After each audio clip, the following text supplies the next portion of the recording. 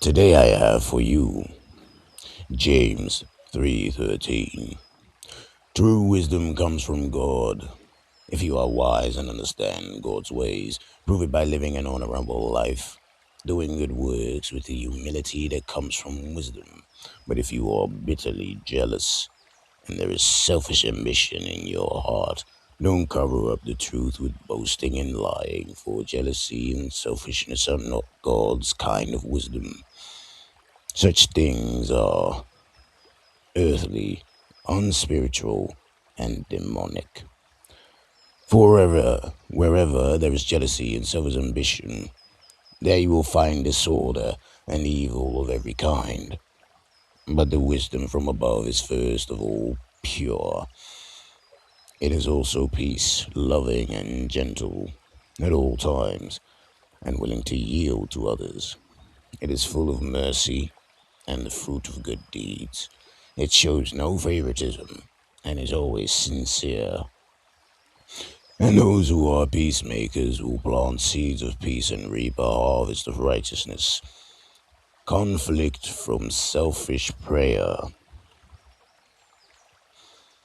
What is causing the quarrels and fights among you?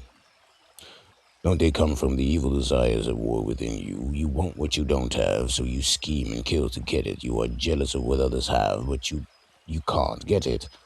So you fight and wage war to take it away from them, yet you don't have what you want because you don't ask God for it.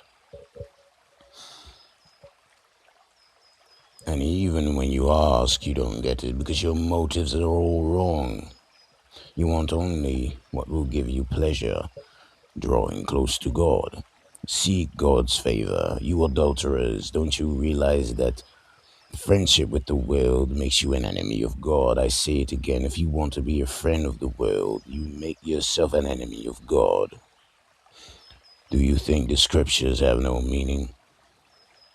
They say that God is passionate, that the spirit he has placed within us should be faithful to him, and he gives grace generously. As the scriptures say, God opposes the proud but gives grace to the humble. Resist the devil. So humble yourselves before God, resist the devil, and he will flee from you. Come close to God, and God will come close to you. Wash your hands, you sinners. Purify your hearts, for your loyalty is divided between God and the world. Let there be tears for what you have done. Let there be sorrow and deep grief. Let there be sadness instead of laughter and gloom instead of joy. Humble yourselves before the Lord, and he will lift you up in honor. Warnings. Warnings against judging others. Don't speak evil against each other. Don't dare. Dear brothers and sisters, if you criticize and judge each other, then you are criticizing and judging God's law. But your job is to obey the law and not to judge whether it applies to you. God alone, who gave the law, is the judge. He alone has the power to save or to destroy. I'm gonna be sneezing soon. I can feel it. Oh, God. He alone has the power to save or to destroy. So, what right do you have to judge your neighbor? Warning about self confidence. Look here. You say today or tomorrow we are going to a certain town and we'll stay there a year. We will do business there and make a profit. How do you know what your life will be like tomorrow? Your life is like the morning fog. It's here a while and then it's gone.